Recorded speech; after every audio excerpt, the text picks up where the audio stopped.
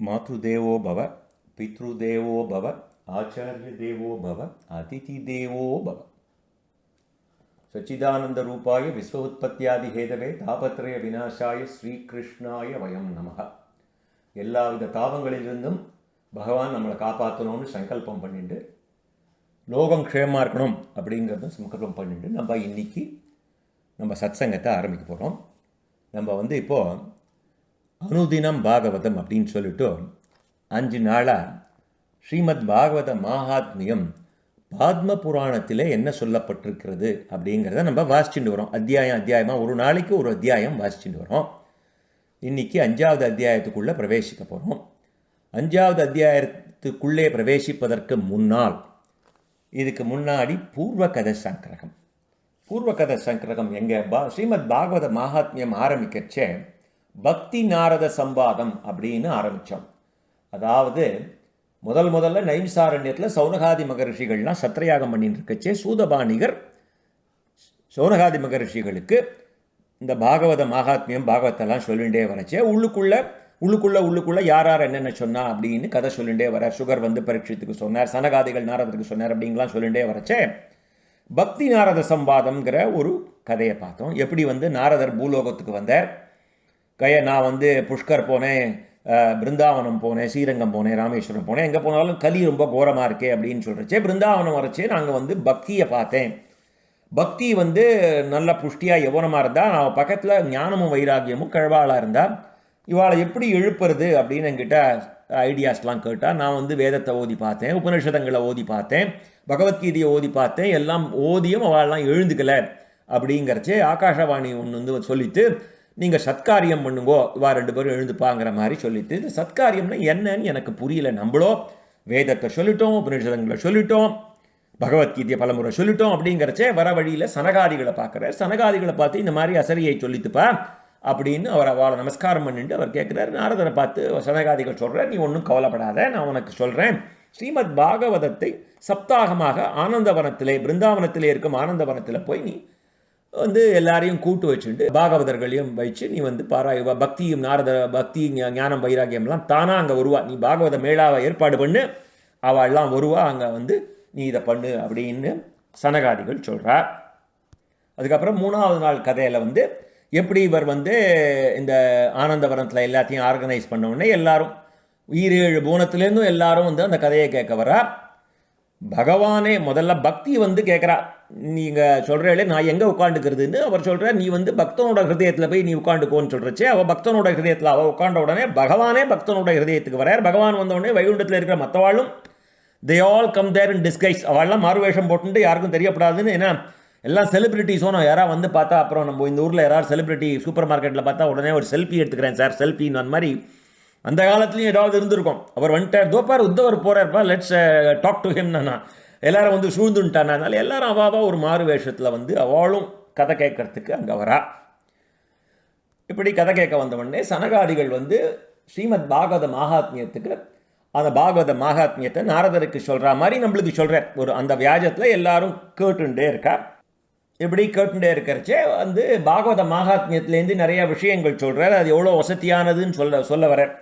ஏன்னா எல்லாரும் கேட்குறா இந்த மாதிரி நாரதரோ இதை சொல்லி பார்த்தார், வேதத்தை சொல்லி பார்த்தார், உபநிஷதங்கள் சொல்லி பார்த்தார், அதெல்லாம் சொல்லியே எழுந்துக்கலையா, அதோட எப்படி நீங்கள் பாகவதம் வஸ்தி அப்படிங்கிறச்சு அதுக்கு ஒரு எக்ஸாம்பிள் சொல்லுவார் இல்லையா.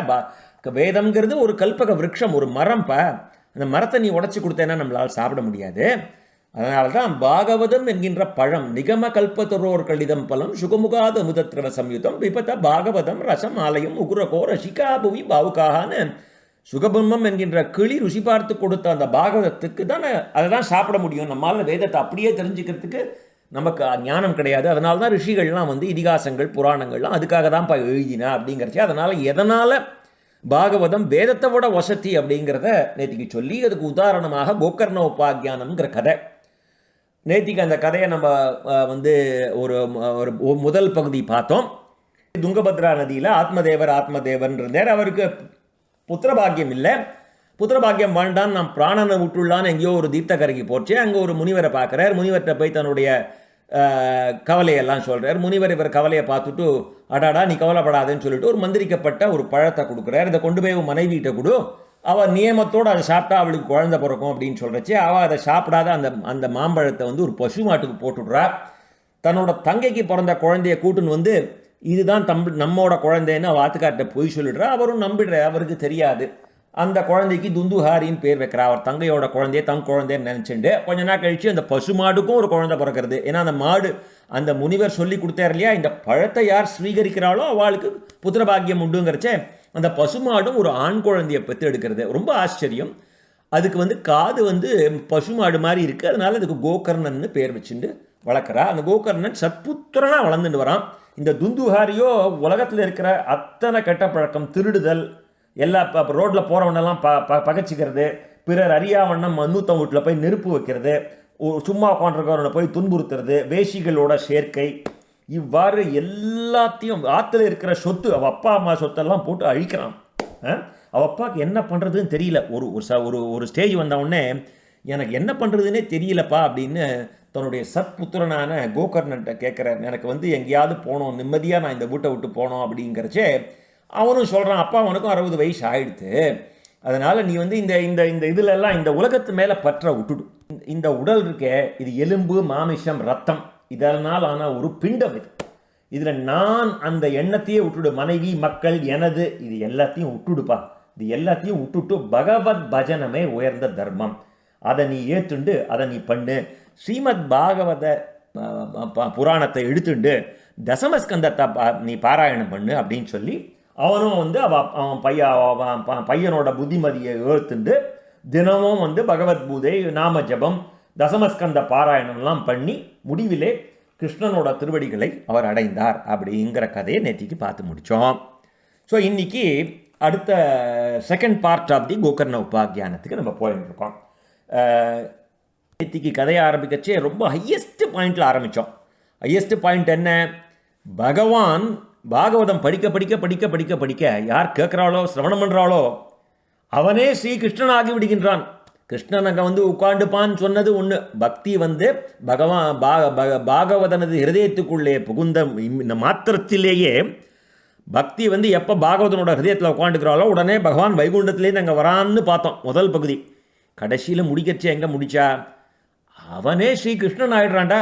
அப்பேற்பட்ட ஒரு யோகியதை வந்துடுறது அவனுக்கு அப்படிங்கிற மாதிரி ஒரு ஹை பாயிண்டில் நேற்றுக்கு நம்ம ஆரம்பித்தோம் கோகர்ண உபாக்கியானது. முன்னாடி நேற்றுக்கு 4வது அத்தியாயம், இன்றைக்கி 5வது அத்தியாயம் ஒரு லோயஸ்ட் பாயிண்டில் ஆரம்பிக்க போகிறோம். என்னென்னா, சௌனகர் கதை சௌனகருக்கு சூதபாணிகர் கதை சொல்லிருக்கார். அவர் சொல்கிறார், துந்துஹாரி இப்போ என்ன பண்ணுறான்? ஏன்னா இவர் போயாச்சு. இப்போ இது என்னாச்சு, ஆத்மதேவர் முக்தி அடைஞ்சாச்சு. அவர் ஸ்ரீகிருஷ்ணனது திருவடிகளை அடைஞ்சா விட்டு யார் இருக்கா ஆற்றுல? பாக்கி கோகர்ணன், துந்துஹாரி, துந்துலி, இவா 3 பேர் தான் இருக்கா. இந்த துந்துஹாரியோட அட்டகாசம் இன்னும் ஜாஸ்தியாகிடுது. அவப்பா போனவொன்னு இன்னும் ஜாஸ்தியாகிடுது, தரதலே ஆயிடுது. ஸோ இப்போ சௌனகருக்கு கதையை ஆரம்பிக்கிறார். தந்தை வனம் சென்றதும் துந்துஹாரி தனது தாயை அடித்து துன்புறுத்தி, பணம் எங்கே, இல்லையேல் எரியும் கொல்லிக்கொட்டையால் உன்னை சுட்டுடுவேன், எரியிற கொல்லிக்கொட்டையால் அவன் அம்மாவை அவன் எப்படி சொல்கிறான் பாருங்க. 5000 வருஷத்துக்கு முன்னாடி இப்படி ஒரு பையன் இருந்திருக்கான். இதனால் பயந்த அவள் தனது மகனின் தொந்தரவு தாங்காமல் துயரமடைந்து கிணத்துல ஒன்று செத்து போயிட்டான். ஸோ இன்றைக்கி லோயஸ்ட் பாயிண்டில் ஆரம்பிக்கிறோம். நேற்றுக்கு ஹையஸ்ட் பாயிண்டில் ஆரம்பித்தோம், இன்றைக்கி லோயஸ்ட் பாயிண்டில் ஆரம்பிக்கிறோம். முடியச்சே it will be in highest point for sure. சரியா? ஸோ இவ அம்மாவும் போய்டுறா, அப்பா முக்தி அடைஞ்சாச்சு. இந்த மாதிரி ஆன உடனே கோகர்ணன் பார்க்குறார். அவருக்கு ஏற்கனவே இந்த உலகியல் மேலே இதெல்லாம் போயாச்சு. உலகியல் பொருட்களில் வெறுப்புற்று யோக மார்க்கத்திலே நிலை நின்ற கோகர்ணனோ அப்பொழுது தீர்த்த யாத்திரை மேற்கொண்டான். அவனுக்கு வேண்டியவர் வேண்டாதவர் என எவரும் இல்லாததால் இந்த நிகழ்ச்சியால் அவன் வருத்தமோ துன்பமோ அடையவில்லை. துந்துகாரியோ 5 விலை மாதர்களை அழைத்து தன் வீட்டிலேயே வைத்து கொண்டான். அவர்களுக்கு அழகு சாதனங்களை பெற்றுத்தர வேண்டியதால் புத்தி தடுமாறிய அவன் பலவிதமான தவறான செயல்களை புரியலானான். ஒரு நாள் அந்த தீய மங்கையர்கள், அந்த வேசிகள்லாம் இருக்காளே, தங்களுக்கு பல வகையான நகைகள் வேண்டும்னு அந்த துந்துகாரியை கட்டாயப்படுத்துகிறான். அவனோ காமத்தின் மயக்கத்திலே குருடனாகி தனக்கு இறப்பு என்று எனது உண்டு தனக்கு நம்ம பார்த்துட்டே இருக்கோம். இதான் வேடிக்கை. யக்ஷ பிரஷ்னத்தில் அந்த இவர் கேள்வி கேட்பார், யக்ஷன் தர்மனை கேள்வி கேட்பார், எது உனக்கு வியப்பாக இருக்குன்னு. நம்ம நாளைக்கு இதாவது தினம் ஒருத்தன் சாகரான், அதை நம்ம கண்ணெதிரே பார்த்துட்டே இருக்கோம் இல்லையா? நமக்கும் அதுதான் நாளைக்கு நமக்கும் அதே கதி, எதுவுமே நிரந்தரம் கிடையாதுங்கிற அறிவு மனுஷனுக்கு வருதில்லை. அதுதான் வியப்பாக இருக்குதுன்னு சொல்லுவார் அந்த அந்த இதில் கேள்விக்கு பதில். அந்த மாதிரி இவனுக்கு தனக்கு ஒரு இறப்பு இருக்குங்கிறதே இவன் உணரலை. அவள் என்னென்னலாம் கேட்குறாளோ அதெல்லாம் பாடி இங்கும் அங்கும் தெரிந்து அவன் நிறைய பொருளையும் துணிமணிகளையும் நகைகளையும் கொள்ளையடிக்கிறான். கொள்ளையடிச்சுன்னு இவாள்கிட்ட கொடுக்குறான். இவன் எடுத்துக்கல, எல்லாத்தையும் கொண்டு அவள்கிட்ட கொடுக்குறான். அவன் அவ்வாறு திருடி தமக்கு ஏராளமான பொருள்களை அளித்ததை கண்ட அந்த விலை மாதர்கள் இவனோ தினமும் திருடுகின்றான். என்னைக்கா ஒரு நாள் அவன் ராஜாட்ட மாட்டிக்க போகிறான். ராஜா என்ன பண்ணுவான்? இவன் திருடின பொருள்லாம் பிடுங்கிட்டு இவனுக்கு மரண தண்டனை கொடுக்க போகிறான். அதனால் நம்ம ஒன்று பண்ணுவோம், நம்ம இதெல்லாம் முதல்ல பத்திரமா எங்கேயா பதுக்கி வச்சுட்டோம், இவனை கொன்னுடுவோம், இவனை கொன்னுட்டு இரவோடு இரவாக நம்ம வேற எங்கேயாவது போயிடுவோம் அப்படின்னு ஒரு திட்டம் போடுறார். இவ்வாறு ஆலோசனை செய்த அவர்கள் இரவிலே தூங்கி கொண்டிருந்த துந்துகாரியை கயிற்றில் போட்டு கழுத்து சுருக்கி கட்டுறான். ஆனால் அவன் உடனே இரவாது அவர்கள் கவலை அடைஞ்சுடுறான். என்னென்னலாம் பண்ணி பார்க்குறான், அவன் சாகலை. பிறகு அதுக்கப்புறம் என்ன பண்ணுறான்? 11வது ஸ்லோகம் இங்கே பார்த்துக்கோங்க. எரியும் கொல்லிக்கட்டையை எடுத்துன்னு அவன் மூஞ்சியில் எரிஞ்சு அந்த தீயின் வெம்மையினாலே முகம் சுருகி வெந்து துன்புற்று இறக்குறான். எப்படி சாகிறான் பாருங்க. அவன் என்ன சொன்னான்? அவன் அம்மாவை எரியிற கொல்லிக்கோட்டையால் ஒன்று அடிப்பேன், பணத்தை கொடுனா இல்லையா? Look what happen. அப்போ என்ன பண்ணுறா? அவள்லாம் ராவோட ராவா அவன் உடலை ஒரு குழி தோண்டி அங்கே புதைச்சுட்டு அவள்லாம் ஒன்றுமே நடக்காத மாதிரி சாதாரணமாக அங்கேருந்து கிளம்பி போய்டுறா. மறுநாள் எல்லாரும் கேட்குறா, என்னடா இன்றைக்கி துந்துகாரியை காணுமே, எங்கேயா போயிருக்கானா, எங்கே அவன் அப்படின்னு கேட்கறச்சு அவள்லாம் சொல்கிறா, எங்கள் காதலர் பணத்தாசையால் இப்போது வேறு நாடு சென்றிருக்கிறார், இந்த வருடத்திற்குள் திரும்பி விடுவார். ரொம்ப சாதாரணமாக சொல்லிட்டாவா எல்லாரும். எங்கடா என் பையன் துபாய் போயிருக்கான்ப்பா, இன்னொரு ஆனுவல் லீவில் வருவான் அப்படிங்கிற மாதிரி, இன்னும் ஒரு வருஷத்தில் திரும்பி வந்துடுவார், அவர் பணம் சம்பாதிக்கிறதுக்காக போயிருக்கார் அப்படின்னு சொல்லி மெழுப்பிடுறா. அறிவுடையவர்கள் என்ன இந்த மாதிரி பண்ணுவாளா? அறிவில்லாதவன். நம்ம தீய மாதர்களிடம் என்றுமே நமக்கு மூளை இருந்தால் இந்த மாதிரி தீய மாதர்களிடம் நம்பிக்கை வைக்கக்கூடாது. அவ்வாறு நம்பிக்கை கொள்ளும் அறிவிலி எப்பவுமே துன்பத்தில் சிக்கி தவிப்பான். This is obvious. This is stating the obvious, right? நமக்கே தெரியும். அவர்களது பேச்சு காமுகர்களின் மனத்திலே அமுதம் போன்று பாய்ந்து காமச்சுவையை வளர்க்கும். ஆனால் அந்த வேசிகளின் இதயமோ கூர்மையான கத்தி போன்று இருக்கும். இவர்களுக்கு பிரியமானவர்கள் தான் யார்? இவளுக்கு அப்போ யார் மேலே பிரியம் இருக்கும்? இவனோட இத்தனை நாள் உறவாடிட்டு இவனை கொண்டுட்டாலே, இவ்வளவு கல் நெஞ்சமா? இவளுக்கு அப்போ யார் மேலே தான் அன்பு இருக்கும் அப்படின்னு கேட்குறாருங்க கதையில். 15வது ஸ்லோகம்.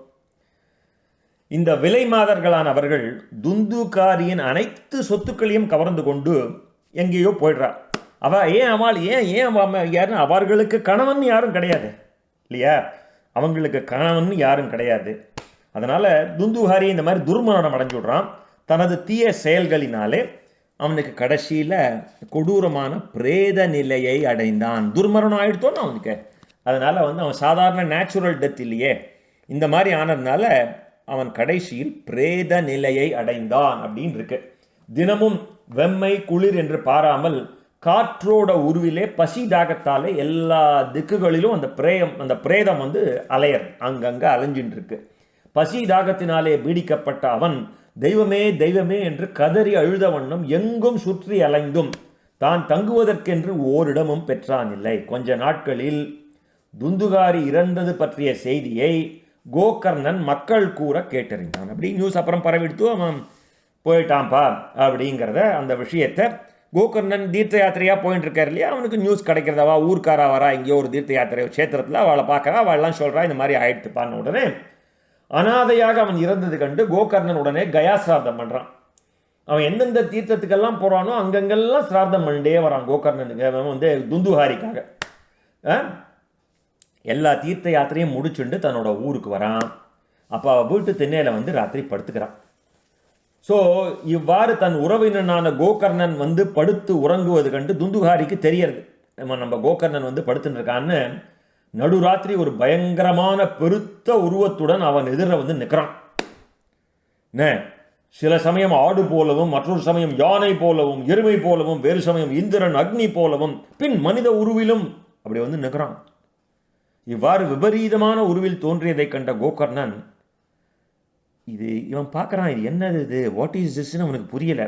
ஏதோ யாராவது தூக்கு போட்டுட்டாளா இங்கே இந்த இடத்துல, என்ன ஆச்சு அப்படின்னு புரியல அவனுக்கு. அப்போ கோகர்ணன் கேட்குறான், இதெல்லாம் இந்த வார்த்தைகள்லாம் அதில் இருக்குது, நான் உபயோகப்படுத்தலை, சரியா? இவன் ஏதோ தூக்கு போன்ற தவறான வழியிலே துர்மரணத்தை அடைந்தவன் போல இருக்கிறதே அப்படின்னு கேட்குறார் கோகர்ணன். 23வது ஸ்லோகத்தில் 24 கோகர்ணன் கேட்குறான் அந்த பிரேதத்தை பார்த்து, அப்பா நீ யாரு? இந்த ராத்திரி வேளையில் வந்து ஏன் இந்த மாதிரி பயங்கர ரூபத்தெல்லாம் என்கிட்ட காட்டுற? இந்த மாதிரி நிலை உனக்கு எப்படிப்பா வந்தது? நீ என்ன பிரேதமா, பிசாசா, அரக்கனா, என்னன்னு சொல்லுப்பா அப்படின்னு கேட்குறார். அப்போ இந்த சூதர் வந்து சூதபாணிகர் கதை சொல்லிட்டு இருக்கார் இல்லையா, அப்பப்போ நமக்கு இஸ் வேக்கிங் அப், நம்ம கதையில் எங்கேயாவது தூங்கிப்பட போகிறோமேன்னு சூதர் வந்து சௌனகாதி மகர்களுக்கு சொல்கிறார். பார்த்தியா, இப்போ மாதிரி கோகர்ணன் இந்த மாதிரி வந்தான், படுத்துட்டு இருந்தான். இப்போ கோகர்ணன் கேட்குறான், இவ்வாறு கோகர்ணன் கேட்குறான், நீ யாருன்னு கேட்குறான். அந்த பிரேதத்தால் பதில் கூற முடியல, தேம்பி தேம்பி அழறது. அப்போ கோகர்ணன் என்ன பண்ணுறான், தன்னோட இரு கைகளினாலே அவனோட கமண்டலத்திலேருந்து தீர்த்தத்தை எடுத்து மந்திரிச்சு அந்த பிரேதத்தின் மேலே தெளிக்கிறான். அதனால் அவனது பாவங்கள் கொஞ்சம் குறையவே அந்த உருவம் வந்து பேச ஆரம்பிக்கிறது. அந்த பிரேத உருவிலே உள்ள துந்துகாரி பேசுகிறான். அப்போ தான் சொல்கிறான், அப்பா நான் உனது சகோதரன், நான் தான் துந்துகாரி. தவறான செயல்கள் நான் செய்து அந்தணத்தன்மையை இழந்தேன். முதல்ல அந்தணத்தன்மையை இழந்தேன்கிறான். அறியாமையினாலே விழுந்து உழன்ற நான் செய்த தீச்செயல்களுக்கு அளவே இல்லை.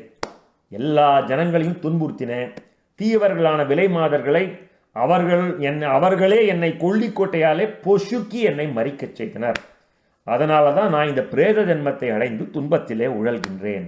முன்பு நான் அறியாமல் செய்த ஏதோ ஒரு புண்ணிய செயலால் இப்பொழுது காற்றை மட்டுமே உணவாக கொண்டு வாழ்ந்து வருகிறேன். எங்கேயோ ஒரு நல்லது நடந்திருக்கு, இல்லைன்னா ஆத்மதேவருக்கு பிள்ளையா இவ வீட்டில் வந்திருப்பானா, அந்த புண்ணியத்தில் ஏதோ அவனுக்கு எனக்கு கொஞ்சம் காற்று கிடச்சின்னு இருக்கு, அதை வச்சுட்டு நான் வாழ்ந்துட்டு இருக்கேன். நீ வந்து கருணை கடல், எப்படியாவது இப்பிறவியிலிருந்து என்னை விரைவிலேயே கரையேற்று. நான் இந்த மாதிரி எத்தனை நாள் பிரேதமாக அலைஞ்சின்னு இருக்கிறது, என்னை இந்த பிறவியிலேருந்து நீ கொஞ்சம் கரையேற்றணும்னு கேட்குறான். இவ்வாறு துந்துகாரி கூறியதை கேட்ட கோகர்ணன், அண்ணா, ஏன்னா துந்துகாரி தானே முதல்ல பிறந்தான், கோகர்ணன் அப்புறம் தானே பசுமாடு அந்த குழந்தை பிறந்தது. அண்ணா, உனக்காக நான் கயா க்ஷேத்திரத்தில் பிண்டதானம் பண்ணேனே, கயா க்ஷேத்திரத்தில் பண்ண அத்தனை பாபமும் போயிடும்னு சொல்லுவாளே, இதெல்லாம் இருந்தும் நீ இந்த பிரேத பிறவியிலிருந்து விடுதலை பெறாததன் காரணம் எனக்கு புரியல. இது எனக்கு ரொம்ப வியப்பாக இருக்குது. கயா சிரார்த்தத்தினாலும் உனக்கு முக்தி கிடைக்கவில்லை என்றால் அப்பொழுதே இந்த பிரேத ஜன்மா நீங்குவதற்கு வேறு ஒரு உபாயம் எனக்கு தெரியலையேப்பா. எல்லாரும் சொல்லுவா வந்து கயாசார்த்தம் தான் வசதி இருக்கிறதுலையே. இப்பொழுது நான் என்ன செய்ய வேண்டும்னு அவன் கேட்குறான். கோகர்ணனுக்கே தெரியல. துந்துகாரி, பிரேதமான துந்துகாரி சொல்கிறான், ஹைலைட் 33வது ஸ்லோகம் கேளுங்க. 100 அவன் அந்த பிரேதம் சொல்கிறது, 100 கயாசிரார்த்தம் செய்தாலும் எனக்கு இந்த பிரேத ஜென்மத்திலிருந்து விடுதலை கிடைக்காது. அவனுக்கு தெரியறது அத்தனை கொடூரமான செயல்களை அவன் செஞ்சிருக்கான். இதற்கு வேறு ஏதாவது உபாயம் உண்டான்னு நீ சிந்திச்சு பாரு அப்படின்னு சொல்கிறான். எப்பேற்பட்ட ஒரு ஸ்டேட்மெண்ட் பாருங்க. கயாசிரார்த்தம் தான் அல்டிமேட்டு. இந்த பிரேதம் சொல்கிறது, நீ 100 கயாசிரார்த்தம் பண்ணால் கூட எனக்கு இது கிடைக்காதுப்பா, எனக்கு இந்த பிரேத ஜென்மாதிலேருந்து விடுதலை கிடைக்காதுப்பா. இவ்வாறு பிரேத உருவில் இருந்த துந்துகாரி கூறியதை கேட்டு வியந்த கோகர்ணன், 100 கயாசார்த்தங்களாலும் உனக்கு பிரேத ஜென்மம் விடை கிடைக்காதுன்னா அப்போ உனக்கு விடுதலை எப்படி பாது, முயல் கொம்பு மாதிரினா இருக்கு அப்படிங்கிறார் 34வது ஸ்லோகத்தில். இட் லுக்ஸ் லைக் அ முயல் கொம்பு. சரி, நீ துளியும் கவலையின்றி இப்பொழுது உள்ள இடத்திலேயே இரு. நீ முக்தி பெறுவதற்கு வேறு உபாயம் பற்றி நான் ஆலோசிக்கிறேன்னு கோகர்ணன் சொல்கிறார். இவ்வாறு கோகர்ணன் கூறியதை கேட்ட துந்துகாரி அங்கிருந்து தன் இருப்பிடம் சென்றான். கோகர்ணனோ இரவு முழுவதும் இதே சிந்தனையில் இருக்கார். இவனுக்கு என்ன பண்ணுறது? ஆனால் அவருக்கு ஒன்றும் உபாயம் தெரியல. பொழுது புலர்ந்ததும் கோகர்ணன் இந்த கோகர்ணன் வந்திருக்காருன்னு அந்த ஊர் மக்களுக்கெல்லாம் தெரிஞ்சு போச்சு இல்லையா. ராத்திரியோ வந்து படுத்துட்டார் இல்லையா திண்ணையில். காத்தால ஊர் மக்கள்லாம் விசாரிக்க வர என்ன கோகர்ணனும் இரவில் நடந்த அனைத்து விஷயங்களையும் அங்கே இருக்கிறவாள்கிட்ட சொல்கிறான். இந்த மாதிரி நான் ராத்திரி படுத்துட்டு இருந்தேன், இந்த பிரேதம் வந்தது, இந்த மாதிரி சொல்லிட்டு இப்போ எனக்கு என்ன பண்ணுறதுன்னு தெரியல. ஸோ அவள் ஊர் மக்கள்லாம் ரொம்ப நல்லவாயா. அந்த ஊரை பற்றி நம்ம பார்த்தோம் இல்லையா, அந்த துங்கபத்ரா நதி கரையில் இந்த ஊரில் வந்து எல்லாம் ஸ்ரௌத்த ஸ்மார்த்த விதி விகித நித்த கர்மானுஷ்டானங்கள்லாம் பண்ணுறவா. ஆத்மதேவரே சூரியன் மாதிரி இருந்தவர். அப்பேற்பட்ட ஒரு ஊர் அது. ஸோ நிறைய யோக நிஷ்டர்கள் இருக்கா, சாஸ்திரங்கள் படித்தவாள்லாம் இருக்கா, ஞானிகள் இருக்கா, வேதம் படித்தவா நிறைய பேர் இருக்கா. எல்லாம் பலவிதமான சாஸ்திரங்களிலும் எல்லாத்தையும் அலசி பார்க்குறா. என்ன பண்ணலாம் இந்த துந்துகாரியோட பிரேதத்திலேருந்து இவனுக்கு விடுதலை கொடுக்கறதுக்கு என்ன உபாயம் இருக்குன்னு தேடி பார்க்குறா.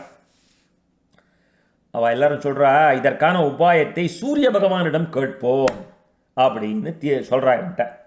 உடனே இதை கேட்டு கோகர்ணன் தன் தவ வலிமையினாலே சூரியனை பார்த்து பிரார்த்தனை பண்ணுறார்.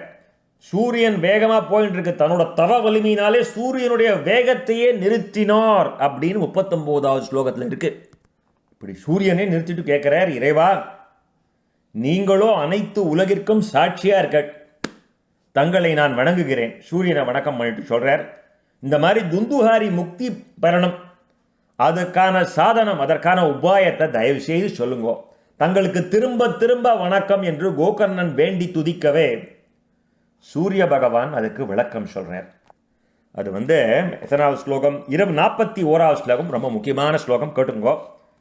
சூரியன் சொல்கிறார், ஸ்ரீமத் பாகவதான் முக்திஹி சப்தாகம் வாசனம் குரு இதி சூரியவசக சர்வைர் தர்மரூபம் து விஸ்ருதம். ஸ்ரீமத் பாகவதம் புராணத்தை முழுவதும் படிப்பதாலேயே 7 நாட்களுக்கு நீ படித்து அதை நன்னா விளக்கம் செய்ப்பாயாக. இவ்வாறு தர்மத்தின் சுரூபமான சூரிய பகவானுடைய கட்டளை, அந்த மாதிரி அதான் அவரோட கட்டளை நன்கு கேட்கப்பட்டது. ஸோ சூரிய பகவான் என்ன சொல்கிறார், நன்னா கேட்டுங்கோ. 41வது ஸ்லோகம், ஸ்ரீமத் பாகவதத்தை 7 நாட்கள் படிப்பதினாலேயே தான் இவன் முக்தி பெற வாய்ப்புண்டு. ஆகவே 7 நாட்கள் நீ அதை பாராயணம் செய். இவ்வாறு சூரிய பகவான் கூறியதை அங்குள்ள எல்லோரும் கேட்டனர். சூரிய பகவானது வார்த்தை தர்மத்தை பின்பற்றியதென்றோ இல்லையா, பகவானே சொல்லியாச்சு. இவ்வாறு சூரிய பகவான் கூறியதை கேட்ட மக்கள், இந்த உபாயம் மிகவும் எளியதாக அன்றோ இருக்கிறது, எவ்விதமாவது நீங்கள் முயற்சி செய்து நீங்கள் செய்யத்தான் வேண்டும்னு கோகர்ணன் சொல்றார். ஆகவே கோகர்ணனும் ஸ்ரீமத் பாகவதத்தை 7 நாட்கள் பாராயணம் செய்வது என்கின்ற விதிமுறையில் தயார் செய்யலானான். இப்போ நம்ம பாகவத மகாத்மியம் தானே படிச்சுட்டு இருக்கோம். கயாசிரார்த்தத்தை விட எல்லாம் பண்ணியாச்சுரா, அப்பேற்பட்ட பாவப்பட்ட ஆத்மா கோகர்ணன் சொல்கிறான், நான் என்னடா பண்ணுறதுங்கிற. அதுக்கு துந்துகாரி சொல்கிறான், இந்த பிரேதம் கயாசிராதம் என்னடா, நீ 100 கயாசிராதம் பண்ணால் கூட என்னோட பிரேதத்துக்கு விடுதலை கிடைக்காதுரா, வேறு ஏதாவது வழி பாடுறாங்கிறச்சே இவர் சூரியன் வேகமாக போயின்னு இருக்கார். காத்தால அவரை பிடிச்சி நிறுத்தி நான் என்ன பண்ணுறது அப்படிங்கிறச்சே சூரிய பகவான் இந்த 41வது ஸ்லோகத்திலே ஸ்ரீமத் பாகவதான் முக்திஹி சப்தாகம் வாசனம் குரு இதி சூரியவசக சர்வைர் தர்மரூபம் து விஸ்ருதம். 7 நாள் சப்தாக பாராயணம் பண்ணுன்னு அவனுக்கு பிரிஸ்கிரிப்ஷன் கொடுத்துடுறார். ஸோ இப்போ கோகர்ணன் ஸ்ரீமத் பாகவத சப்தாகத்துக்கு ஆர்கனைஸ் பண்ண ஆரம்பிக்கிறார். ஸ்ரீமத் பாகவதத்தை கேட்பதற்கு பல தேசங்களிலிருந்தும் பல கிராமங்களிலிருந்தும் மக்கள் வெள்ளமென திரண்டனர். உடனே ஊர் முழுக்க நியூஸ் போயிடுத்து, இந்த மாதிரி ஒரு பெரிய யஜ்ஞம் நடக்க போகிறது, ஒரு வேள்வி நடக்க போகிறது, ஸ்ரீமத் பாகவத வேள்வி நடக்க போகிறது, அதனால் எல்லாரும் வாங்குவோம்னா எல்லாரும் வரா. அங்கங்கே பக்கத்தில் இருக்கிற கிராமத்திலேருந்து எல்லாரும் வரா. அதில் சிலர் நொண்டிகள், சிலர் குருடர்கள், சிலர் கிழவர்கள், பலர் அறிவிலிகள் இருந்தும் எல்லாரும் தங்களோட பாவங்களை கழுவிக்கொள்ள அங்கு வந்து கூடினார்கள். 43வது ஸ்லோகம். தேவர்களும் வியக்கும் வண்ணம் இருந்தது அந்த மக்கள் கூட்டம். கோகர்ணன் வியாசபீடத்திலே அமர்ந்து ஸ்ரீமத் பாகவதத்தை வாசிக்க ஆரம்பிக்கவே துந்துகாரியான அந்த பிரேதமும் கேட்க ஆவலோடு அங்கு வந்தது. தான் உட்கார்ந்து கேட்க இங்கும் அங்குமாக இடத்தை தேடியது. அந்த பிரேதம் வந்துடுத்து கேட்கறதுக்கு. ஏன்னா அந்த பிரேதத்துக்கு தெரியும், எல்லாரையும் கூட அந்த பிரேதத்துக்கு தெரியும், தனக்கு இந்த விமோச்சனம் வேற எதுனாலையும் கிடைக்காது. பகவானே சொல்லிட்டார் prescription, this is the ultimate, வேற கதியே கிடையாது, நீனே கதிங்கிற மாதிரி ஸ்ரீமத் பாகவதமே கதி. அந்த பிரேதம் வந்துடுத்து கேட்கறதுக்கு, அதுக்கு நன்னா தெரியும். இப்போ அந்த பிரேதத்தை எங்கே உட்கார, அப்படி பக்தியை நீ பக்தனோட ஹிருதயத்தில் போய் உட்காந்துக்கோன்னர் மாதிரி இங்கே எங்கே உட்கார வைக்கிறதுன்னு பார்க்குறா. அப்போ 7 கணுக்கள் உள்ள ஒரு நெடிய மூங்கில் அங்கே இருக்கு. அந்த பிரேதம் 7 கணுக்கள் கொண்ட ஒரு மூங்கில் அங்கே ஓரமாக இருக்குது. அந்த சப்தாகம் நடக்கிற இடத்துல அதை பார்த்துட்டு, ஏன்னா இந்த பிரேதம் காத்து ரூபமாக இருக்கு இல்லையா, it exist as an air, right? காத்துரூபமாக இருக்கிறதுனால அதால் எங்கே போய் உட்கார முடியும்னு பார்க்குறது. அப்புறம் அந்த மூங்கில் கழி அடியில் துவாரம் இருக்கு இல்லையா, ஸோ அந்த துவாரம் வழியாக உள்ளே போய் உட்காந்துக்கிறது. அந்த மூங்கிலில் போய் துவாரம் வழியாக உள்ளே நுழைஞ்சு அந்த பாகவத கதையை கேட்பதற்காக அந்த மூங்கில் கழிக்குள்ளே அந்த பிரேதமானது புகுகின்றது அப்படின்னு 46வது ஸ்லோகம். 47 கோகர்ணன் விஷ்ணு பக்தனான ஒரு அந்தணனை கதை கேட்பவரிலே முக்கியமானவராக அமர்த்தினான். எப்படி சனகாதிகள் கதை சொல்கிறச்சே முதல்ல முக்கியமான இவர் உட்காண்டிருக்கார், நாரதர் உட்காண்டிருக்கார். அதே மாதிரி சுகபிரம்மம் கதை சொல்கிறச்சே பரீட்சித்துக்கு தான் உட்காண்டிருக்கார் முன்னாடி இல்லையா. அந்த மாதிரி ஒரு விஷ்ணு பக்தரை கூப்பிட்டு, ஒரு அந்தணரை கூப்பிட்டு அவரை முக்கியமானவராக அங்கே அமர்த்துறார். அழகான குரலிலே தெளிவாக பாகவத கதையை ஆரம்பிக்கிறார். முதல் ஸ்கந்தத்திலிருந்து அவர் கதைகளை கூறத் தொடங்கினார். பாகவதம் ஆரம்பிக்கிறது. முதல் நாள் கதை பகுதியை முடித்த பொழுது, முதல் நாள் இப்படியாக கதை முடியறது. கதை முடியறச்ச மாலை வேளையில் ஒரு பெரிய ஆச்சரியம் நடக்கிறது. என்னடான்னா, அங்கே எல்லாரும் பார்த்துட்டே இருக்கா. அந்த மூங்கில்ல 7 கணு இருந்தது இல்லையா, அதில் ஒரு கணு பட் பட்னு ஒரு ஒலியோட பழந்துண்டு வெளில போகுது. ஸோ இது தினம் இந்த மாதிரி நடக்க ஆரம்பிக்கிறது. முதல் நாள் ஒரு கணு, 2ஆம் நாள் மாலையில் 2வது கணு, 3ஆம் நாள் மாலையில் 3வது கணு, ஒரு கணுவாக பட்டு பட்டுன்னு வெடிச்சு பழந்துன்னு வெளில போகிறது. இவ்வாறு 7 தினங்களில் அந்த மூங்கிலே இருந்த 7 கணுக்களும் பிளக்க அந்த பிரேத உருவிலே மறைந்திருந்த துந்துகாரி ஸ்ரீமத் பாகவதத்தின் 12 ஸ்கந்தங்களையும் கேட்டதன் பயனாக தன் பாவங்கள் அனைத்திலிருந்தும் விடுதலை பெற்று தூயவனாகி பிரேத உருவம் நீங்க பெற்றான்.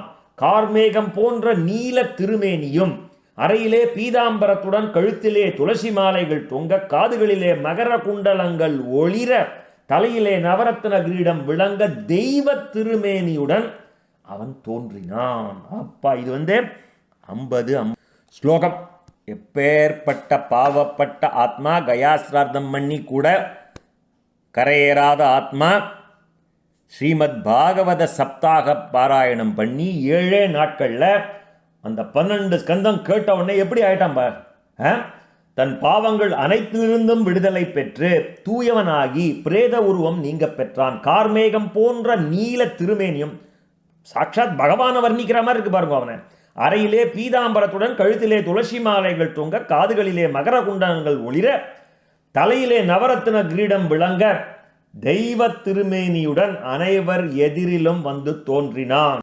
துந்துகாரி உடனே கோகர்ணனை பார்க்கிறார்.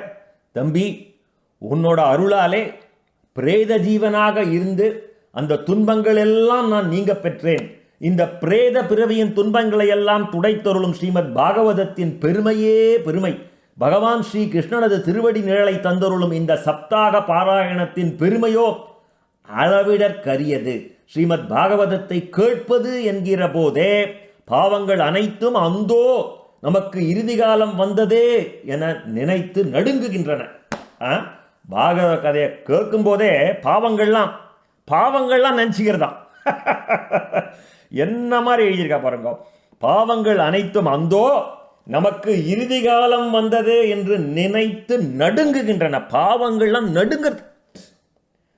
நனைந்து ஈரமானது, உலர்ந்தது, பெரியது, சிறியது, இந்த பாகுபாடம் இல்லாமல் நம்ம ஒரு கட்டையை தீயில வச்சோம்னா அந்த தீயில அந்த கட்டை எரிஞ்சு விடுது இல்லையா. அது நனைஞ்சிருக்கோ, காஞ்சிருக்கோ, பெருசாக இருக்கோ, சின்னதாக இருக்கோ, எந்த பாகுபாடும் கிடையாது. தீயில வச்சேன்னா அது எரிஞ்சு போய்டுறது. அதே போல பாகவதத்தை 7 நாட்களில் கேட்பது என்பதும் மனம், வாக்கு, உடல் ஆகிய முக்கரணங்களாலும் செய்த பாவங்கள், முன் செய்த பழவினை, இனி செய்யும் வினைகள், பெருத்த சிறுத்த பாவங்கள் என்கின்ற வேறுபாடு இன்றி அனைத்து பாவங்களையும் நொடி பொழுதிலே எரித்து சாம்பலாக்கிவிடும்.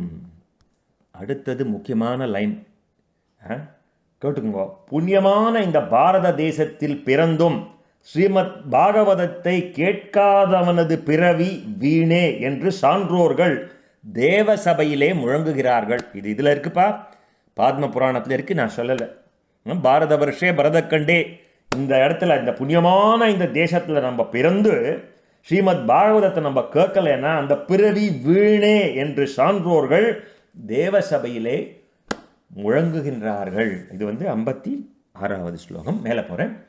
உலகியல் மயக்கத்தில் ஆழ்ந்து அழிந்து ஒழியும் இவ்வுடலையே நித்தியம் என்று எண்ணி இதை பலவாறு சீராட்டி பாராட்டி வலுவுள்ளதாக வளர்த்தான் ஒருவன். ஆனால் அவன் ஸ்ரீமத் பாகவதத்தை ஒரு முறையாவது கேட்கவில்லையாகில் அந்த வலுவுள்ள உடலால் ஆவது என்ன? சும்மா சரீரத்தை சாப்பிட்டு வளர்த்துக்கிறமே, அதனால என்னடா பிரயோஜனம்? நீ பாகவதத்தை கேட்கலன்னா வெறும் சரீரம், அந்த கட்டையை வச்சு என்னடா பிரயோஜனம்? இந்த சரீரத்தை தாங்கி நிற்கும் தூண்கள் யார்? எலும்பு, நரம்பு, எல்லாம் இழுத்து கட்டப்பட்ட மாமிசம். இவையெல்லாம் மாமிசமும் உதிரமும் அடைக்கப்பட்டு தோலாலே வெளியே, வெறும் தோலில் வெளியில் உள்ள இருக்கிறதெல்லாம் மாமிசமும் இதுவும் துருநாற்றம். அந்த துருநாற்றம் உடைய சரீரம் வெளியில் ஒரு தோலால் மூடி இருக்கும். ஸோ இந்த சரீர மலமூத்திரங்களின் கொள்கலன் அல்லவோ? இந்த சரீரம் மூப்புத்தன்மை உடையது. இது நாளாக நாளாக தேங்கி போகிறது, அதனால் வருந்தத்தக்கது. இதனுடைய முடிவோ துன்பமயமானது. நோய்களுக்கான புகலிடம் இந்த உடல்.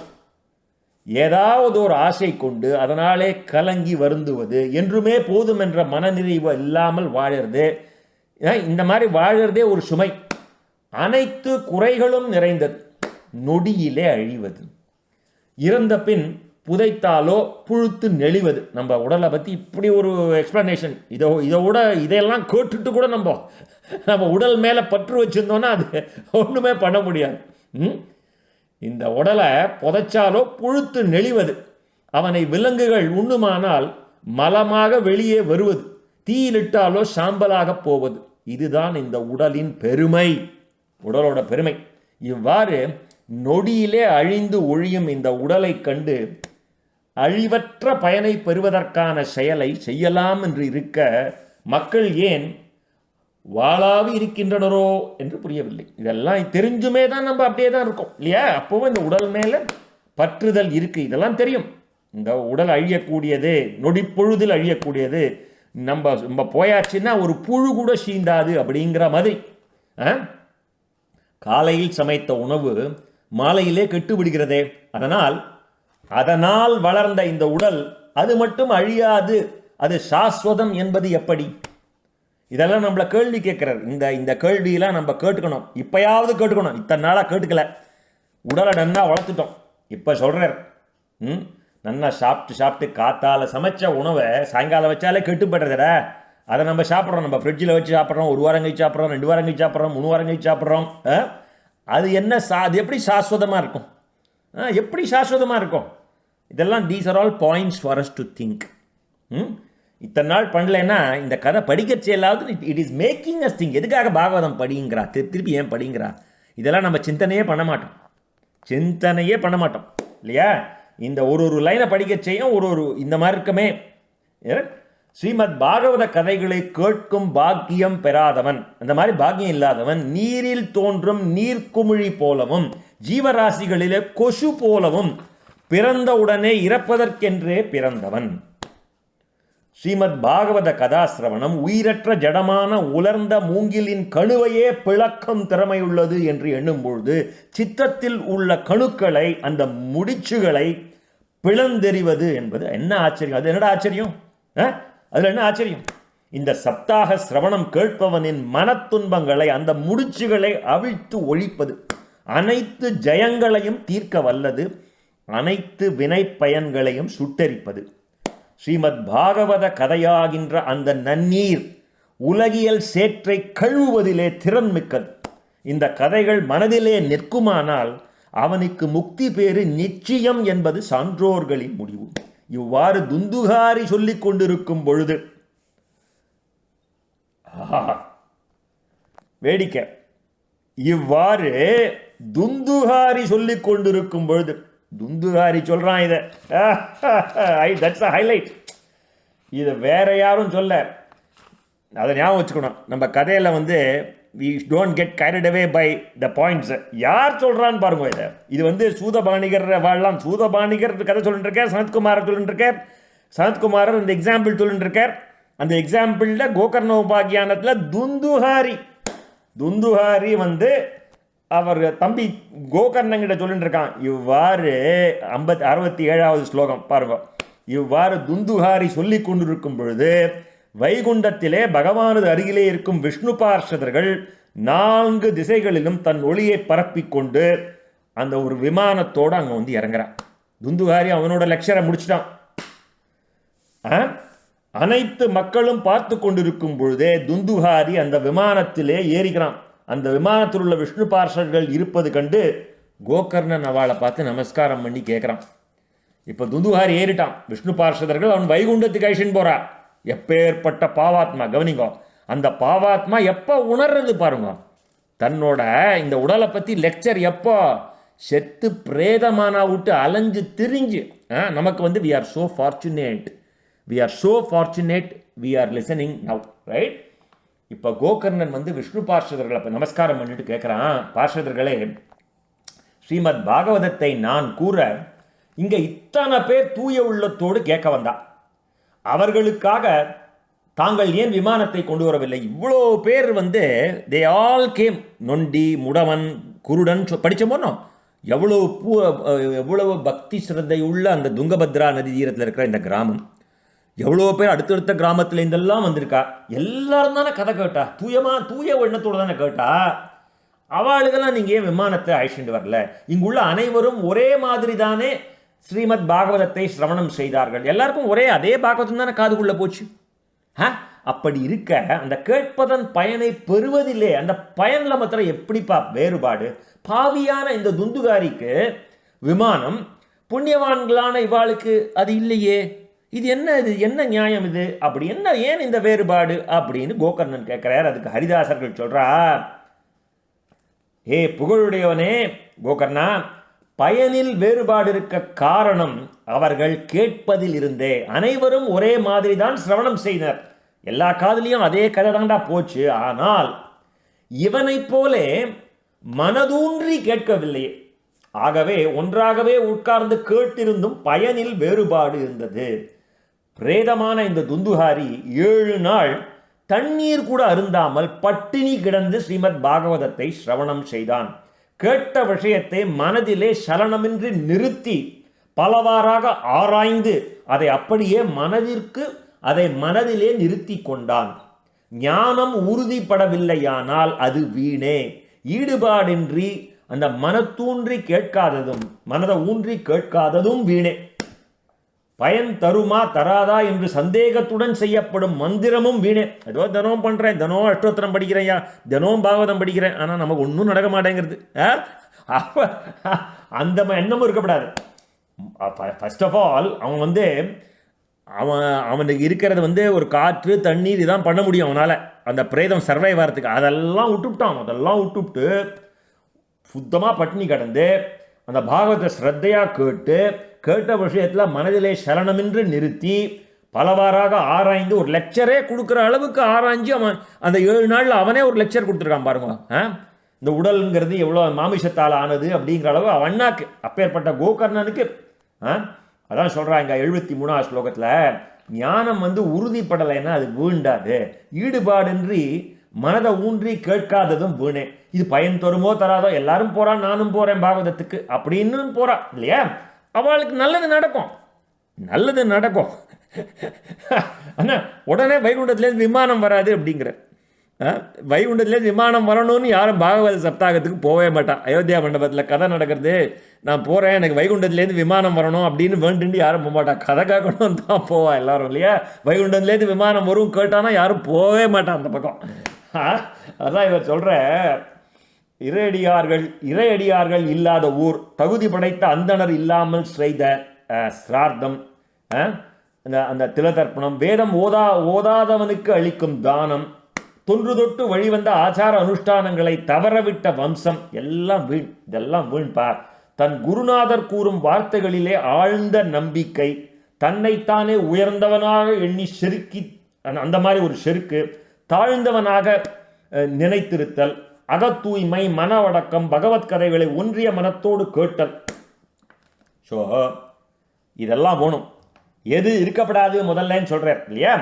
ஞானம் வந்து உறுதிப்பாடோடு இருக்கணும். சும்மா கடனேன்னு வந்து கேட்கறது, என்ன இது பலிக்குமோ பலிக்காதோ இதோ சொல்கிறாளே அப்படின்னு கேட்கறது, இதெல்லாம் வீண்பா. இதெல்லாம் வீண். இறையடியார்கள் இல்லாத ஊர் வீணு, தகுதி உடைந்த அண்ணன்கள் இல்லாமல் அந்த சிரார்த்தம் சும்மா கடனேன்னு பண்ணுற சிரார்த்தம் வேஸ்ட்டு, வேதம் ஓதாதவனுக்கு தானம் அளிக்கிறது வேஸ்ட்டு, தொன்று தொட்டு வெளிவந்த ஆச்சார அனுஷ்டானங்களை தவற விட்ட வம்சம் வேஸ்ட்டு. நம்ம அண்ணா முதல்ல கேட்பார், நீ அதை பண்ணுறேன் இதை பண்ணுறேன், அதை ராமாயணம் படிக்கிறேன் இதிகாசம் படிக்கிறேன், சரி சந்தியானம் பண்ணுறியாடா 3 வேளை அப்படின்னு கேட்பார். அந்த மாதிரி இதெல்லாம் வேஸ்ட். நம்ம ஆச்சாரியன் என்ன சொல்கிறாலோ அதில் ஆழ்ந்த நம்பிக்கை வேணும். நம்ம குருநாதர் எல்லாருமே குரு, அந்த ஆச்சாரியன் சொன்ன வார்த்தையில் ஆழ்ந்த நம்பிக்கை. செருக்கு கூடாது. எனக்கு எல்லாம் தெரியும், நான் அதை படிச்சுட்டேன் இதை படிச்சுட்டேன், அந்த செருக்கு கூடாது. தாழ்ந்தவனா நான் அடியாருக்கு அடியான் தொண்டர் அடிப்படியாழ்வார் மாதிரி, சத்ருகுணன் மாதிரி முதல் நாள் பார்த்தோமோ, ஆஞ்சநேயர் மாதிரி நம்ம அதெல்லாம் இருந்துட்டு அகத்தூய்மை, மன அடக்கம், பகவத் கதைகளை ஒன்றிய மனத்தோடு கேட்டல். ஒன்றிய மனம், சமஸ்கிருதத்தில் ஒரு வார்த்தை சொல்லுவா ஆர்ஜவம்னு இல்லையா, மனது வாக்கு செய்கை 3 ஒன்றா இருக்கணும். மனசு என்ன நினைக்கிறதோ அதை தான் நம்ம அதை வாக்கில் சொல்லணும், நம்ம வாக்கால் என்ன சொல்கிறோமோ அதை தான் நம்ம செய்யணும். இதில் 3த்துலேயும் ஒன்று, நம்ம நினைக்கிறது ஒன்று பண்ணுறது ஒன்று, ஊருக்கு உபதேசம் பண்ணிவிட்டு நம்ம வேறு காரியம் பண்ணணும்னா அது தப்பு. அதை தான் சொல்கிறேன் இங்கே, மனது வாக்கு செய்கை அந்த ஒன்றி இருத்தல். ஆகவே அவளுக்கு சொல்லித்தரார், இந்த மாதிரி நீங்கள் விதிமுறைகளை நீங்கள் கையாண்டேன்னா அவன் கேட்கும் பகவத் கதைகள் உயர்ந்த பயனை முற்றிலுமாக தரும். இந்த மாதிரி நீங்கள் கேட்டேன்னு வச்சுக்கோங்க, நிச்சயமாக உங்களுக்கு பலன் கிடைக்கும். அதனால் கவலைப்படாதீங்கோ. இங்குள்ள அனைவரும் இந்த விதிமுறைகளை கையாண்டு திரும்பவும் ஒரு முறை ஸ்ரீமத் பாகவதத்தை சிரவணம் செய்வார்களேயாகில் நிச்சயமாக அவர்களுக்கும் வைகுண்ட பதவி, ஸ்ரீவைகுண்ட பதவி கிடைக்கும் அப்படின்னு ஒரு ஸ்டாம்ப் அடிக்கிறார். ஸ்ட்ராங்காக அடிச்சுட்டு போகிறார். இந்த எத்தனாவது இது? 75-76 ஸ்லோகத்தில் விஷ்ணு பார்ஷதர்கள்ட்ட கோகர்ணன் கேட்குறார், நாங்களாமும் கதை கேட்டோமேப்பா, இவ்வளோ பேர் கதை கேட்டோமே, எங்களுக்கெல்லாம் வைகுண்டத்துலேருந்து விமானம் வரலையே, இவனுக்கு மாத்திரம் எப்படிரா வந்ததுங்கிறதுக்கு இந்த மாதிரிலாம் நீங்களும் பண்ணேன்னா, ஸ்ரத்தையாக கேட்டுனா உங்களுக்கும் வரும் விமானம். இன்னொரு தரம் கேளு, இன்னொரு தரம் பண்ணுங்கோ. உடனே கோகர்ணனே, உன்னை பகவானே நேரில் வைகுண்டம் அழைத்து செல்வார் அப்படின்னு சொல்லிட்டு அந்த பார்ஷதர்கள் பகவானை புகழ்ந்த வண்ணம் வைகுண்டம் போயாச்சு. இப்போ கோகர்ணன் அடுத்த சப்தாகத்துக்கு ரெடியாரர். சிரவண மாதத்திலே, ஆவணி மாதத்திலே கோகர்ணன் திரும்பவும் சப்தாக விதிப்படி ஸ்ரீமத் பாகவத பாராயணம் செய்து கதைகளை கூறினான். முந்தைய சப்தாகத்திலும் கதை கேட்ட அனைவரும் மன ஈடுபாடுடன் அந்த கதைகளை இப்போது கேட்டார்கள். நாரதரே, இப்போ இந்த சப்தாக சிரவணத்தின் முடிவில் நடந்த ஆச்சரியமான நிகழ்ச்சியை கேளுங்கள். இப்ப பாருங்க, திடீர்னு சனகாதிகள் கதை சொல்லிட்டு இருக்கா இல்லையா, கோகர்ண உபாக்கியானம். இப்போ கேட்டலா பத்தேளா அப்படின்னு சொல்லிட்டு அவரை இங்கே தூங்கிப்பட போறேன், நாரதரே வேக்கப் அப்படின்னு சொல்லிட்டு இந்த சப்தாக சிரவணத்தின் முடிவில் நடந்த ஆச்சரியமான நிகழ்ச்சியை கேளுங்கள். பக்தர்கள் நிரம்பி வழியும் விமானத்துடன் பகவான் அங்கு தோன்றினார். பாருங்க, ஒரு நாளும் முடிக்கிறச்சே பகவான் வரார். எப்படி பக்தி பாகவதனோட ஹிருதயத்துக்குள்ள போனவுடனே பகவான் வைகுண்டத்திலேருந்து வந்தார் அப்படின்னு அன்னைக்கு பார்த்தோம் இல்லையா, முந்தா நேற்றுக்கு. இப்போ திருப்பியும் பாருங்க, இந்த பாகவத சிரவணம் பண்ண உடனே 2வது தரம் ஸ்ரத்தை எல்லாரும் கேட்ட உடனே அந்த ஊரில் உடனே பகவானே நேராக வந்துட்டார். விஷ்ணு பார்ஷதர்கள் அனுப்பலை, இந்த நான் சொல்லலை, இது பகவான் வந்த 79-80 5வது அத்தியாயத்தில் பகவானே அங்கு தோன்றினா. ஜெய ஜெய, போற்றி போற்றி, நமஸ்காரம், வணக்கம், அங்கங்க ஒரே சப்தம். மகிழ்ச்சி அடைந்த பகவான் பாஞ்சசன்யமான தன் சங்கை முழங்கினார். கோகர்ணனை மார்போடு தழுவி தன்னை போல் ஆக்கினார். தன்னை போல ஆக்கிட்டார். சாருபிய பாவம் வந்துட்டோம்னுக்கு தன்னை போல ஆக்கினார். கதாசிரவணம் செய்த அனைவரும் நீலமேக திருமேனி, அறையிலே பீதாம்பரம், தலையிலே நவரத்ன கிரீடம், காதுகளிலே மகரகுண்டலங்கள், தன்னை போல எல்லாரையும் ஆக்கிட்டார். நாய் முதல் சண்டாளர்கள் வரையில் அந்த கிராமத்தில் இருந்த அனைத்து ஜீவர்களும் கோகர்ணனின் தயவால் விமானங்களில் ஏறிக்கொண்டார்கள். அவர்கள் யோகிகள் சென்று அடையும் ஸ்ரீ வைகுண்ட லோகத்தை அடைந்தனர். பக்தர்களுக்கு எளியவரான பகவான் ஸ்ரீமத் பாகவத கதாசிரவணத்தினாலே மனம் மகிழ்ந்து கோகர்ணனையும் தன்னுடன் அழைத்து கொண்டு கோபர்கள் விரும்பும் கோலோகம் சென்றார். பகவான் இப்படி ஒரு பாருங்க, என்ன ஒரு பாக்கியம் பாருங்க. பகவான் ஸ்ரீ ராமச்சந்திர மூர்த்தி தன் அவதார காரியம் முடிந்து வைகுண்டம் எழுந்தருளும் போது அயோத்தியில் வாழும் சராசரம் அனைத்தையும் தன்னுடன் ஸ்ரீ வைகுண்டத்திற்கு அழைத்து சென்றார். பார்த்துருக்கோம் இல்லையா ராமாயணத்தில், எல்லாரையும் அழைச்சிட்டு போயிட்டார் அவர். கிருஷ்ணன் அங்குள்ள அனைவரையும் இப்பொழுது யோகிகளாலும் அடைவதற்கு அரியதான கோலோகம் இப்போ கிருஷ்ண பகவான் இங்கே இந்த கோகர்ண உபாக்கியானத்தில் எப்படி அதே மாதிரி ராமர் எப்படி அழிச்சுன்னு போனாரோ அந்த மாதிரி எல்லாரையும் அந்த ஹோல் கிராமத்தையும் அழிச்சுன்னு போட்டார். எல்லாரையும் அழிச்சுன்னு போயிட்டார். சூரியனோ சந்திரனோ சித்த புருஷர்களோ கூட செல்ல முடியாத அந்த கோலோகத்தை ஸ்ரீமத் பாகவதத்தை கேட்டதால் அவர்கள் அடைந்தார்கள். நாரதரே, 7 நாட்கள் கேட்பது என்கின்ற விதிமுறைப்படி ஸ்ரீமத் பாகவதத்தை கேட்பதால் கிடைக்கும் அந்த ஒளிமயமான பெரும் பயனை பற்றி நாங்கள் எப்படி சொல்வதோ புரியவில்லை. ஏனெனில் நாரதருக்கு சப்தாக விதியை தான் இப்போ நான் சொல்லிட்டு இருக்கேன். இன்னும் பாகவதத்துக்கே வரல. யாரு? சனகாதிகள் பாகவத மகாத்மியத்தை சொல்லி 7 நாளில் எப்படி அந்த சப்தாகத்தை விதி எப்படி பண்ணுறதுங்கிறது தான் சொல்லியிருக்காள்.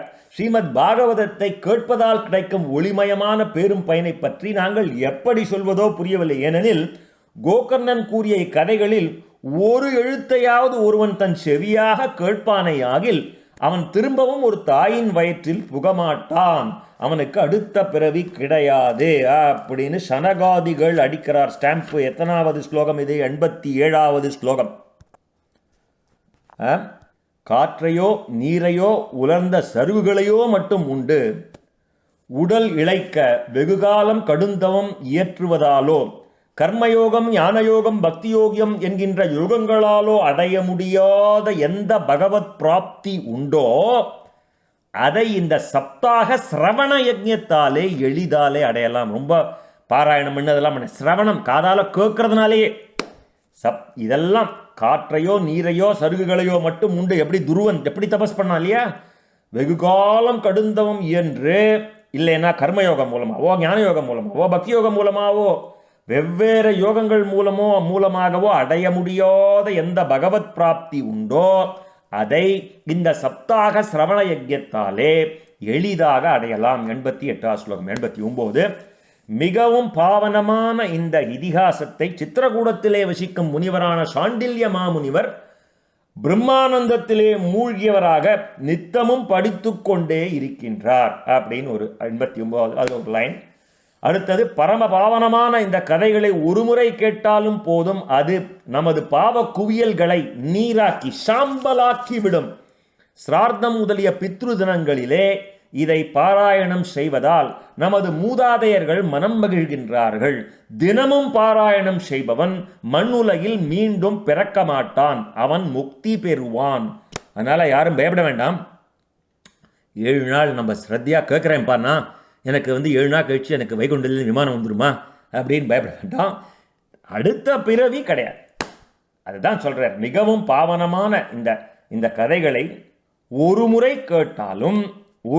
கேட்டாலே போதும், அது நமது பாவ குவியல்களை சாம்பலாக்கிவிடும். சிரார்த்தம் முதலிய பித்ரு தினங்களிலே இதை பாராயணம் செய்வதால் நமது மூதாதையர்கள் மனம் மகிழ்கின்றார்கள். தினமும் பாராயணம் செய்பவன் மண்ணுலகிலே மீண்டும் பிறக்க மாட்டான், அவன் முக்தி பெறுவான் அப்படின்னு ஒரு ஸ்டாம்ப் அடித்து 90வது ஸ்லோகத்தில் இது முடியறது. இப்போ இன்னைக்கோட நாளைக்கு அந்த இன்னும் கண்டினியூ ஆகும். இந்த 2 நாள் முதல்ல பக்தி ஞான வைராகியத்தை எழுப்புறதுக்கு முதல்ல பக்தி நாரத சம்பாதமாக பார்த்தோம். அப்புறம் நாரதர் எப்படி சனகாதிகளை மீட் பண்ணி ஆனந்தவனத்துக்கு சனகாதிகள் இந்த பாகவத மகாத்மியத்தை சொல்லி இந்த 7 நாட்களில் இந்த பாகவதம் பண்ணணும்ப்பா, இந்த பாகவதம் 7 நாள் பண்ணால் என்ன வசதிங்கிறதுக்கு ஒரு உதாரணம் கொடுக்குறேன் உனக்கு, ஒரு திருஷ்டாந்தம். கோகர்ண உபாக்கியானத்தை சொல்லி எப்படி துந்துகாரி கதை கேட்டான். அதாவது துந்துகாரி எப்படி கதை கேட்டான்னா, எனக்கு வேற கதியே இல்லைன்னு கேட்டானா. இப்போ நமக்கெல்லாம் நிறைய ஆப்ஷன்ஸ் இருக்கு என்ன, அவனுக்கு வேற கதியே இல்லை. அவனே ஒத்துக்கிறான், 100 கயா சிரார்த்தம் பண்ணால் கூட எனக்கு இது கிடையாதுப்பா, என்னால் கரையேற முடியாதுங்கிறது, எனக்கு வேற கதியே இல்லைன்னு சொல்லிகிட்டே கேட்டான் நான் கதையை, அன்னாகாரம் இல்லாமல். அந்த மாதிரி கேட்டதுனால அவனுக்கு இது வந்தது. அவ்வளவு ஸ்ரத்தையோடு அதை அவன் கேட்டு எப்படி அதனோட மகாத்மியத்தை சனகாதி மகரிஷிகள் நாரதருக்கு சொன்னார். நாளைக்கு 6வது அத்தியாயத்தோட அந்த நெக்ஸ்ட் பார்ட் சனகாதிகள் இந்த நாரதருக்கு இந்த 7 நாள் விதி, முதல் நாள் என்ன பண்ணணும், 2வது நாள் என்ன பண்ணணும், 3வது நாள் என்ன பண்ணணும், இதெல்லாம் விஸ்தாரமாக அந்த நியமத்தை எக்ஸ்பிளைன் பண்ண போகிறார் நாரதருக்கு. மிச்ச கதையை நம்ம நாளைக்கு பார்ப்போம். நாம சங்கீர்த்தனம் யஸ்ய சர்வ பாப பிரணாசனம் பிரணாமோ துக்க சமனஹாசம் தம் நமாமி ஹரிம் பரம். ஸ்ரீஹரையே நமக, ஸ்ரீஹரையே நமக, ஸ்ரீஹரையே நமக. यदक्षरपदपृष्टं मात्राहीनं तु यद्भवेत् तत्सर्वं क्षम्यतां देव नारायण नमोऽस्तुते. विसर्गबिन्दुमात्राणि पदबाधाक्षराणि च न्यूनानि शादिरिग्नानि क्षमस्व पुरुषोत्तम. गोपिका जीवनस्मरणं गोविन्द गोविन्द.